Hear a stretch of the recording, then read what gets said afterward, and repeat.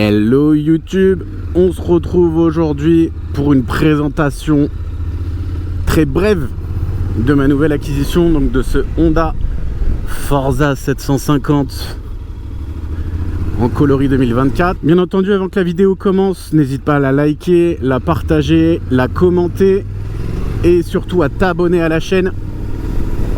Et une fois que tu t'abonnes, tu peux la partager à tes meilleurs potes.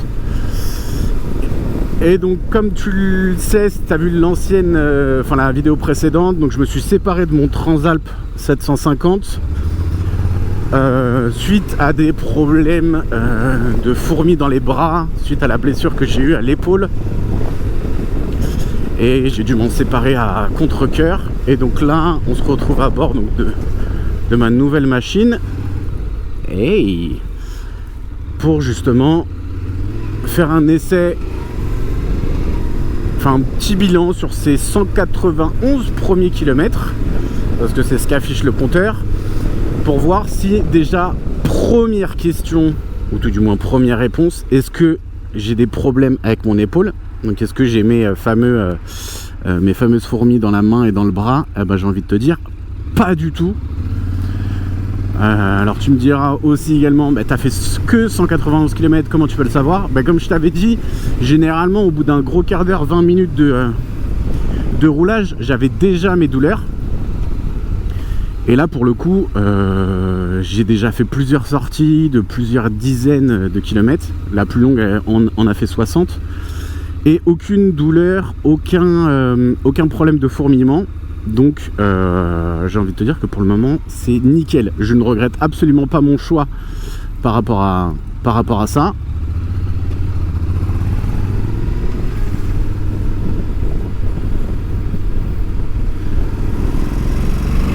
Et donc je tiens à remercier donc la concession de Honda Folie-Méricourt dans le 12e pour justement la reprise du Transalp et également pour l'acquisition de ce Forza là. J'ai été livré assez facilement, rapidement, 3 semaines je crois, donc c'était assez rapide, tout au top.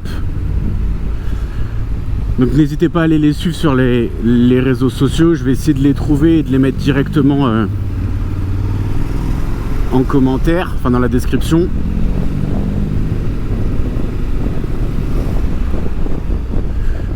Et donc là ça va être juste un petit roulage, une vingtaine de minutes. Et qu'est-ce que je peux vous dire par rapport à ça sur les premiers tours de roue? Donc c'est un 750 cm3, 4 temps bicylindre qui développe 58 chevaux. Alors le nombre de newton-mètres, je le connais pas par cœur, mais je crois que c'est aux alentours des 60.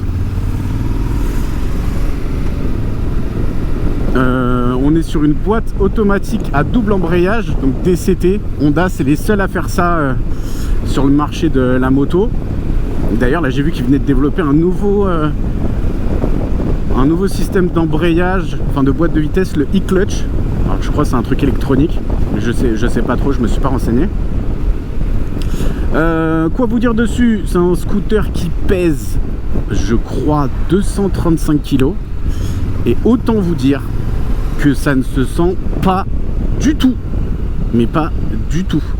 Ça fait, alors quand il est à l'arrêt pour les manœuvres, ouais, ça peut être un peu gênant, un peu lourd, mais dès qu'on a dépassé les 5 km/h, ça devient très facile de l'utiliser et de pouvoir se mouvoir à l'intérieur de la circulation. Donc pour le moment, rien à dire par rapport à ça. La partie cycle, elle est ouf. En fait, c'est une partie cycle de moto avec un moteur de moto, parce qu'on est sur une transmission à chaîne double embrayage, donc c'est pas un vario avec une courroie. Donc pour le coup, j'ai envie de dire, en fait on a le comportement d'une moto et la possibilité de l'avoir soit en automatique et donc de laisser la boîte de vitesse gérer tout seul, ou alors de se mettre en manuel et à ce moment là de gérer les vitesses comme on a envie. Mais ce qui est bien, c'est que lorsqu'on est en automatique, en fait on est quand même sur du séquentiel. On a des petites palettes au niveau du guidon que je vous montrerai quand je ferai un vrai essai. On a des palettes au niveau du guidon qui nous permet de passer le rapport supérieur ou inférieur comme on a envie. Et ça c'est une bonne chose parce que ça permet de rectifier justement la boîte de vitesse À savoir que la boîte de vitesse donc est électronique et intelligente, et de ce qu'on m'a dit, en fait sur les 3000 premiers kilomètres, l'intelligence qu'il y a dedans va analyser notre comportement, notre manière de conduire, pour justement faire en sorte d'optimiser au mieux notre conduite. Et après ces 3000 km, la boîte de vitesse est vraiment faite à la manière dont tu conduis. Autre chose que j'aime beaucoup, c'est le bruit de l'échappement. Donc on est sur un échappement d'origine, je ne l'ai pas changé, et je ne pense pas que je vais le changer parce que j'ai vu qu'il y avait énormément de personnes qui se les faisaient voler, surtout sur Paris, région parisienne. Et le bruit, il est très feutré quand on cruise et que on est un peu sur le couple. Et dès qu'on va ouvrir, on a le bruit du bicylindre, là, le pop pop pop pop, qui est franchement moi, que je trouve assez rauque, que je trouve assez bien, et c'est amplement suffisant. Donc il est sans option pour le moment. Enfin, la seule option que j'ai pris, c'est le support quadlock qui est là. Le seul truc que je peux dire par rapport à ce support quadlock, c'est qu'il vibre beaucoup alors que j'ai l'anti-vibration dessus, mais vu qu'il est directement sur le carénage, waouh, le mec en BM il a failli se faire shooter.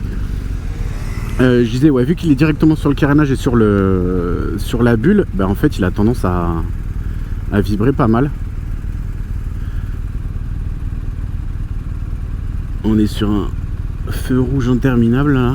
Et donc aussi pour le coup, dans la conduite là, le fait de pouvoir rallier la conduite scooter, donc c'est-à-dire il n'y a pas de passage de vitesse, être directement, on peut conduire une main si on veut, on a accès directement au frein et à l'accélérateur, il n'y a pas besoin d'avoir l'embrayage. Donc ça c'est un luxe, surtout sur Paris. Ça rajoute un stress en moins et ça rajoute justement de la focalisation, enfin de la concentration uniquement sur la main droite, et ça c'est juste génial. Et l'avantage aussi, c'est que vu qu'on est sur un véhicule quand même qui possède une boîte de vitesse, on peut l'agrémenter un peu comme on veut. Donc on peut avoir le plaisir de vraiment conduire un scooter ou avoir le plaisir de vraiment conduire une moto. Et ça franchement j'aime beaucoup. La boîte DCT, je suis fan. Je sais qu'elle existe en plus sur la NT 1100. Donc c'est une routière qui peut s'accaparer un peu à une GS, parce qu'elle est juste devant moi là. Et pour le coup, en achat moto, je pense que je pourrais partir là-dessus. Donc vous voyez, pour l'interfile, ça se faufile très bien. Il y a juste les rétros qui ressortent du guidon. Et donc pour le coup, faut un peu user de droite-gauche pour pouvoir passer les deux. Mais sinon, il n'y a rien à dire, quoi. Rien à dire. La boîte DCT, c'est du beurre. C'est vraiment du beurre. Donc là, pour le moment, il y a un rodage dessus, hein, sur les 800 000 premiers kilomètres. Donc je tape pas trop dedans. J'ai pas encore essayé le mode sport. Après, j'en ai pas trop l'utilité quand on doit rouler à 50 km/h. Ouais, pour le moment, en tout cas sur les 200 premiers kilomètres là, je pense que c'est de loin le meilleur achat en termes de moto que j'ai pu faire. D'ailleurs, toi t'appellerais ça comment? Une moto, un scooter, un moscoot, t'appellerais ça comment? Parce que y a certains motards mais qui te font des signes, qui te font des V, quoi. Donc je pense pas qu'ils fassent ça aux conducteurs de T-Max. Donc moi j'appelle ça une moto, hein.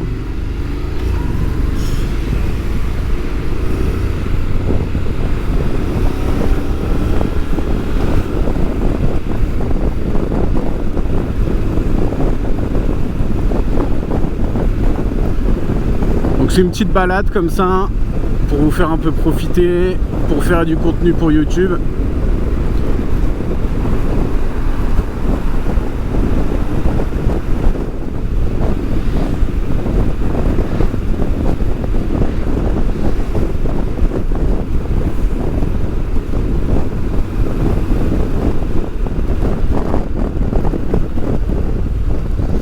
Comme ça en plus ça me permet de terminer le rodage au niveau des pneus et au niveau des freins